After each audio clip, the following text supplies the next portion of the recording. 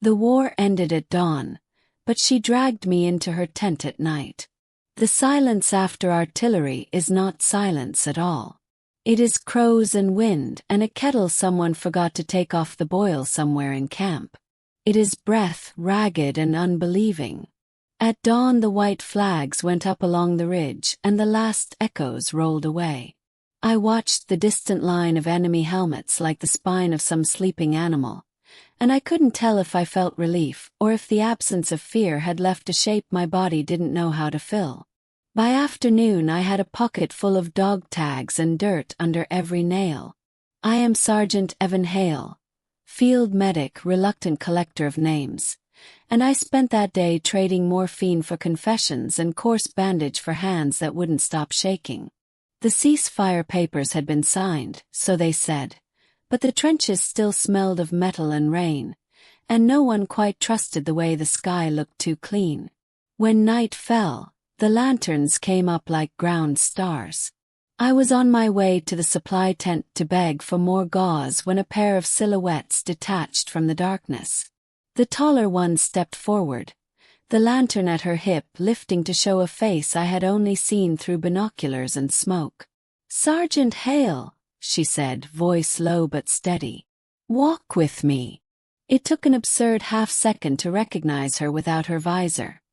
Commander Alina, the enemy's strategist with a white braid I'd heard sung about like a storm omen. Her escort hung back, a young lieutenant with eyes like flint. Alina's mouth tilted in something that wasn't a smile.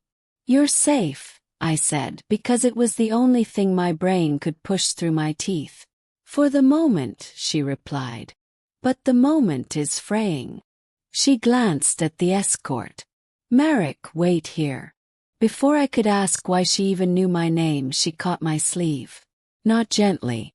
The fabric bit into my shoulder as she pulled, and I let myself be dragged the few steps to her tent, all canvas and shadows and a lantern that burned with a soft, meticulous flame. The gesture should have been threatening.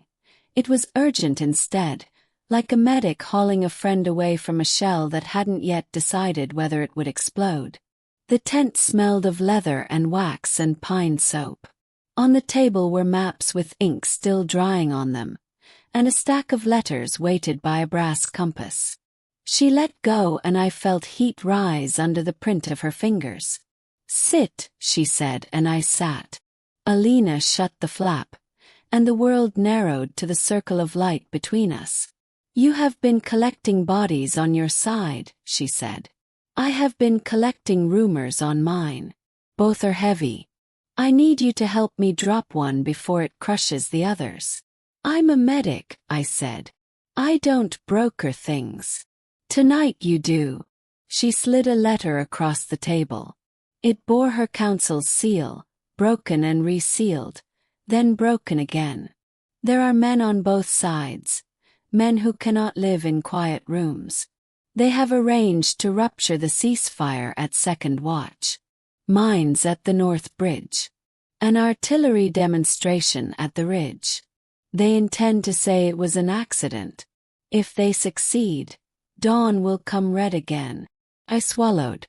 "How do you know this?" "Because the letter is from my own colonel." She tapped the seal. "He is waiting for the moment when everyone's hands are too full with relief to close into fists. I cannot trust my court with this. Merrick outside is his creature. I can trust you." "You don't know me," I said, but my voice had already gone dry. The North Bridge was where we ran the wounded back to the field hospital. If it went, we'd be stranded with our hurt and our hope on the wrong bank. "I know that when you lifted your men today, you took them by the shoulder as if their bones weren't just levers," Alina said. "I know you waved my stretcher teams through shell holes and told them where not to step. Someone who does that can be trusted with ugly truths." Anger flared sudden and childish. "Your artillery killed my brother," I said. I hadn't meant to speak it. The words hung there between the oil stains and the compass. "He was 19. He sent me a letter asking whether sunrise smelled different on our side.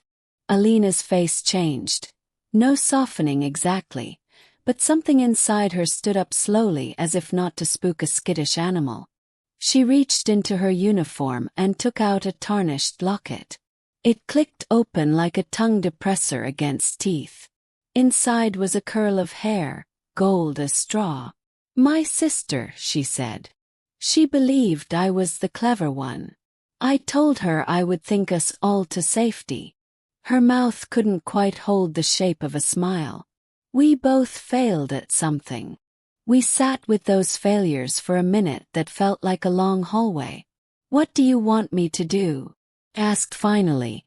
"Come with me to the bridge," she said. "You are not mine. You could not possibly be accused of staging sabotage in my favor. If we catch them, if we disarm what they have laid, both camps will have to listen. They will have to censure their own. It will be shame, not blood, that holds the peace in place." "And your colonel," I said, thinking of the man outside. Her gaze flicked to the tent flap, the lantern light catching in her pupils. "He expects to name me conspirator, then kill me in the confusion. He has overestimated how much of me is paper." We moved like smudges through camp, keeping low. The wind carried snatches of someone's tired singing. The moon dragged itself over the ridge like a wounded thing. Alina's hand brushed mine once.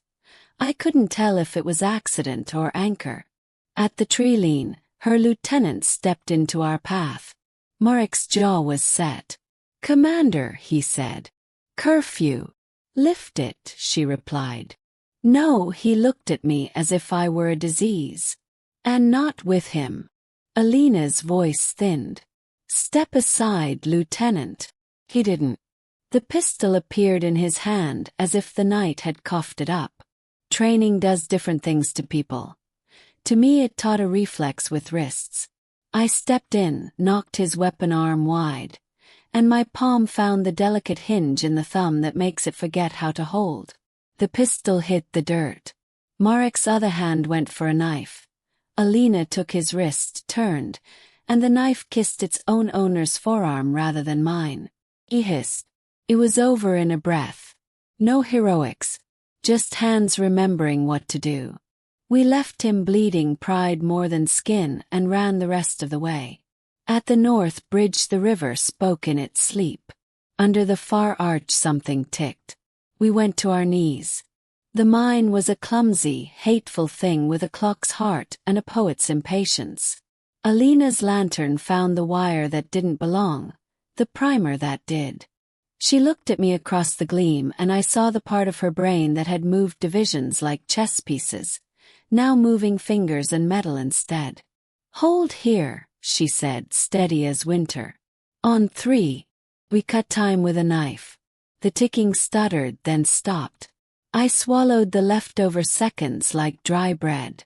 Beneath the bridge, tucked into a hollow, were 3 more of the same. We made an ugly little harvest. By the time we finished, my hands were black with grease and she had a smear of soot across her cheek like war paint someone had put on the wrong day. At first light we hauled our bundle to the big tent where the ceasefire had been inked. Commanders from both sides looked at us as if we had tracked something unholy on the carpet. Alina didn't bow. She set the mines down one by one, quiet as eggs.